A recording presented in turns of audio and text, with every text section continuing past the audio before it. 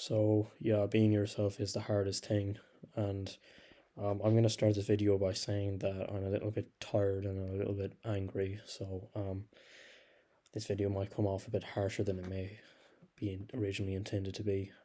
And also, I haven't a script for this video. Like I don't have a script for any of my videos, so I'm just gonna be freestyling it. So if I take a while to come up with something to say, then just bear with me. It's probably going to be something of substance. So yeah, being yourself is essentially what you actually want to do without the egoistic expectations imposed on you by external circumstances. Um, and I think there's people walking in the hallway now. I don't like when people listen to me, but yeah. So gosh, that really distracted me, to be honest. So yeah, being yourself is something that you kind of get around to when your ego starts to break down and you finally realize, come on, let me just do this thing. Like, I want to play video games, I want to watch movies, I want to watch TV, I want to do the things that used to make me happy, but I stopped doing because I had to live up to external expectations. That's um, why you stop being yourself in the first place. And then you come upon this realization that, hold on, I can do this properly now and I can actually enjoy the activities. I can integrate my repressed self. I can finally reach back out to that child who just wants to play around a bit and take life less seriously. So you go around like that for a while, but then something happens. Maybe exam season comes along, and then you're suddenly thrust back into the motion of unstopping work and ceaseless needed resolve to get through it. And you kind of forget then the part of yourself that just needed to come out and play. And you realize that after a while, you've fallen right back into the trap of having the need to meet and rise to the expectations of the world around you. And there's nothing that you can really do to fix this. It's not something that you should blame yourself for by any means. You just recognize it because it's going to happen to everyone. It's happened to me many, many times.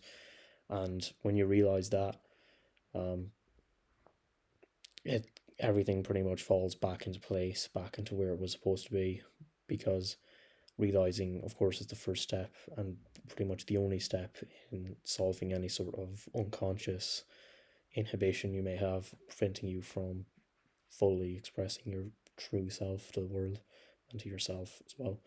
Um, so then you eventually you get back into it, but then something else happens and you end up falling out of place from this state of actual expressive grace, and you realize, yeah, I'm once again repressing myself, and I'm going too hard on myself once again. It might not just be a case of where you're struggling to find the actions you need to take. It might be a case of where you need to realize something pretty dark that's going on, and so you encounter this thing, and finally you um,